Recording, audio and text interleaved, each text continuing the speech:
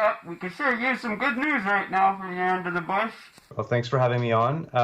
So I'm happy to report that successfully taken 5 antibodies that back in 2002 were determined to bind and neutralize, so block and stop the SARS virus.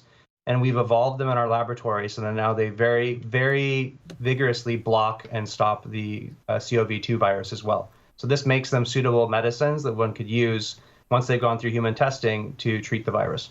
Is confirmed will work against COVID-19. Well, in what way do they do that? So the way we've confirmed it is we've taken these old antibodies.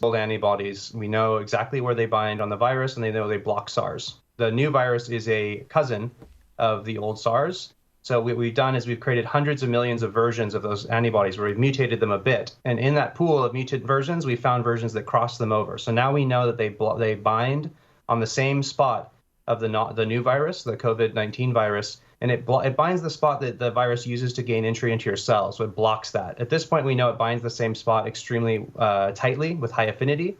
And the next step is we send the antibodies to the military, and they will directly put those on the virus and show that it blocks its ability to infect cells. Why don't you certify it in-house? Because we don't want to have COVID-19 in our laboratory, and we do not want to have SARS in our laboratory. The other nice thing about it is you want the stamp of approval of a governmental military to independently test your work. This is one of the foundations of good science. I think you're the first ones to find these antibodies.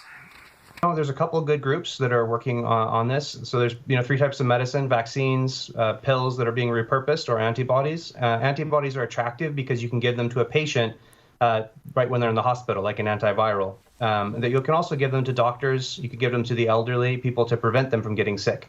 So there are a couple other groups working on it. Part of the reason we think we're moving pretty fast is that instead of starting from scratch, discovering an antibody, we went to these existing antibodies that were already extremely well characterized against SARS, and we've adapted them. So we're piggybacking on 2 years of research. Can you just let us know in simple terms how this would work?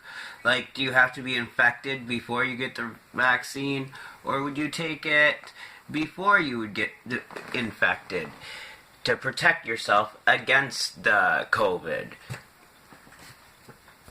Yeah, it's sort of like a short-term vaccine, except it works immediately. A vaccine could take 6 to 8 weeks to take effect, where this is going to take effect within 20 minutes. You could either give it to a patient who's sick, who is experiencing COVID-19, and then within 20 minutes of receiving the shot, their body's flooded with those antibodies. Those antibodies will go surround and stick all over a virus and make it so it's no longer infectious.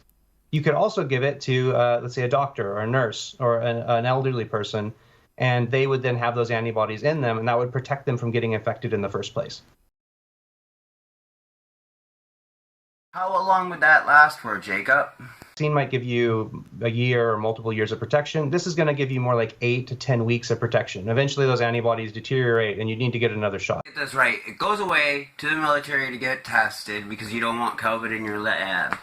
And then what's the next step? Does it get tested on human subjects? Do you know what the next step is?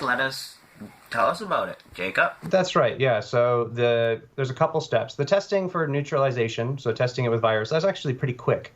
The other thing that we do is we send the samples to a laboratory, a Charles River Laboratories, and they're going to do safety and tox. They're going to do a series of tests to make sure that the medicine looks safe on human tissue samples, everything you can do before actually giving it to a person to say that this looks clean and safe to give to people. You also have to scale up production. We use very exacting manufacturing standards called GMP for making a medicine, and that can take multiple months. Once that material is ready, we go into a human trial, and that's a phase 1/2 trial where you give it. Of speeding that process up, this is emergency worldwide. We are doing everything we can to speed this process up. I'll tell you the things we've already done, but I'll also just be sobering that this does take time. We have saved potentially years of research by piggybacking on the SARS antibodies, and our technology is very good at engineering these things to cross, and we've succeeded in doing that. The next step, the big time-consuming part, is the GMP manufacture. Traditionally, that takes 9 to 12 months. Obviously, we can't wait that long, so we've worked with 2 different partners to try to accelerate that to take a few months, but that does take time, and there's really no way around. And you kind of want these checks and balances to make sure the material you're producing is sufficiently high quality that it's safe to put into a person. Once that's in place, you have to run a phase 1/2 study. And that's checking to make sure that it's safe in a person, that doesn't cause any harm to people who receive it. And second, that it's effective, that it's actually a useful medicine. And so those experiments do need to be conducted. Hey, Jacob, pitter patter, we better get at her. When is the soonest we could use this medicine, antibiotic? So assuming that we're able to complete our study at the end of summer, the phase 1/2, and it looks good, then we would use something called compassionate use. And this is it was used in the Ebola crisis, and it's been used in other cases where if you have something that's effective and there's no other good medicine, you can begin releasing it to the world for use prior to going through all the approval process. That could be as early as September. Unfortunately, that's also as far away as September. And so that's as fast as we can conceive of having this medicine widely available. Question is, who owns this? Who gets access to it first? New Zealand, the U.S., Canada. I know that you're based in the U.S. Who gets it first? Yeah, so the idea is it's essential for us that everyone gains access to it. So as we set up the phase 1/2 study in the United States, we're also creating a war room to have conversations with the European Commission, with interests in Asia, and we'd need to talk with New Zealand as well, and make sure that the studies that are being conducted are minimum but sufficient for every nation to be able to receive the medicine. There's also considerations on we need to produce enough for about 600 doses for the phase 1/2. But my feeling is that we should also, in anticipation that that study looks good, and antibodies usually work well for this kind of purpose, we should start scaling up a lot more doses, hundreds of thousands to millions, for the next step. And governments should pay for that. They should be willing to bite the bullet and say the cost of all of our lives and the economy is so much greater than the additional cost of scaling up in anticipation that that medicine works, that they should sponsor that work. What's the bill's going to be? Of that is? Well, it's, trillions of dollars to the annual economy, and then there's our lives, which are priceless. Questions for you. How effective is lockdown, and is our lockdown effective? What's your take on that? What's going on in New Zealand? Okay, so here I've got some interesting and hopefully some good news. In particular, New Zealand has an advantage as a two-island nation. You have a moat, and that is helpful. So what happens when you do lockdown or shelter in place, which is the same thing that they instituted here in California, is you're asking everyone to go back to their homes. And when you're doing that, you're turning every home into a little quarantine. And so you can imagine it's almost like sending out 1,000 ships, and they're all not quite touching each other. And the advantage of this is, imagine there's 4 people in every home. People go there. If they're not infected, those people are protected from getting infected. They're contacting less people. If someone is in the house infected, they could infect up to 4 other people. But at that point, they all start getting better. And then once you get better, most people are going to get immunity, so they won't get affected again. And that means that if you have everyone stuck in their homes, you're slowing the spread. Most of the cases resolve. And then when you release people back out, there's way less active cases, which means the new sets of cases are slowed. As you're a pandemic expert, what's your take on our lockdown and the nation's lockdown, and how is that going to fare out? Are we going to be able to eradicate this virus and then go on like, life is normal? What's the deal? Yeah, what happens when everyone leaves their homes again and you can resume normal life, you have a lot less active cases because most of the cases have burnt out. Unfortunately, people don't follow rules well, so you're never going to get 100% blockage, but you can slow things down.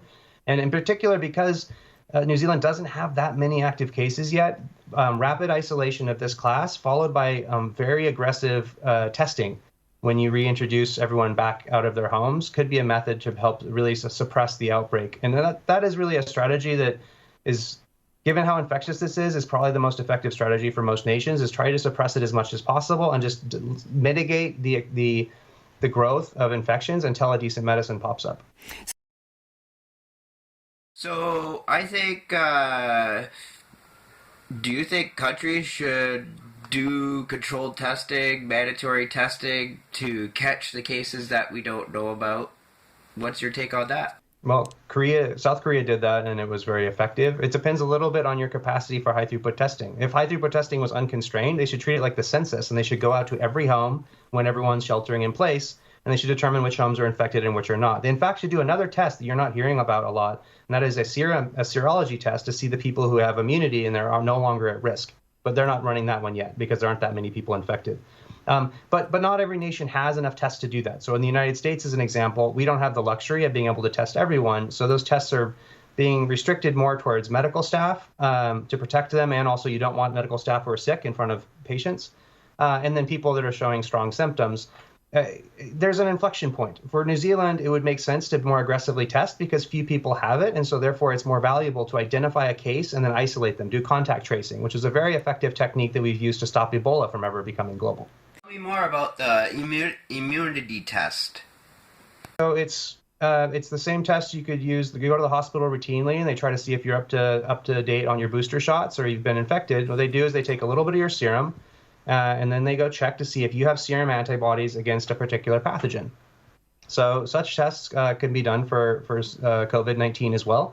And what they do is they would tell you, even if a person never experienced symptoms, it would tell you whether that person likely was infected previously. This is actually the first test that's also done for like HIV, a number of common. This is a common test. It looks like it can be set up to resemble a pregnancy test, a lateral flow test, and that could be done easily. The reason you don't see so many of those out there yet is that we still have relatively few people who actually have gone through the disease and developed immunity. But as more and more people are infected, that's going to be an important thing to know, because the people who are protected, they no longer need to worry about being sick. They could be safely working out in the food service industry or working with medical staff, and then they can just help other people more once they've kind of passed to the other side of the danger of COVID-19. Wondering, in the world, how realistic is it to aim for an elimination scenario against COVID-19?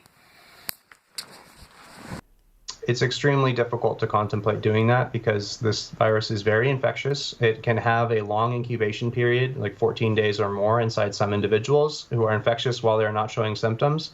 And there's a proportion of the population that are not symptomatic. And so, and even in those individuals, there's also a problem where they seem like they don't have that much virus reliably in their nostrils. So when you do these viremia tests, they sometimes show up negative for someone who later showed to be positive. All of those things together make it a bit of a Trojan horse where it's hiding out within people. I think you can mitigate, you can suppress, you can limit the spread, and you can case isolate. But in absence of doing like census-like testing of every single home and not letting anyone in or out of the country, it's difficult to contemplate completely stopping the virus from popping up over and over again. What are your take on borders? We're letting our citizens back into the country, permanent residents back into country, and we're letting nurses out to work. What are your thoughts on border control? Just wondering. Okay, so in theory, if this seems improbable to me to be possible, but if New Zealand decided to let no one in or out and they checked every single home, like in theory, it is possible to eventually suppress this, provided there isn't high school students that are passing along without even realizing they're sick and they're sneaking out of their windows to go hang out with each other. Like this is the problem of humans don't adhere to rules. But in theory, you could actually squash things and then basically hang out in New Zealand, the moat, and protect yourselves.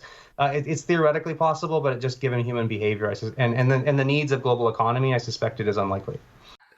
Would require extreme measures and human compliance, which I doubt we would all comply to. Jacob Glanville. Have a good one, Mr. Pandemic Expert. Hopefully we're all alive in 14 to 30 days. Hopefully you are. I'm sorry you're in the States.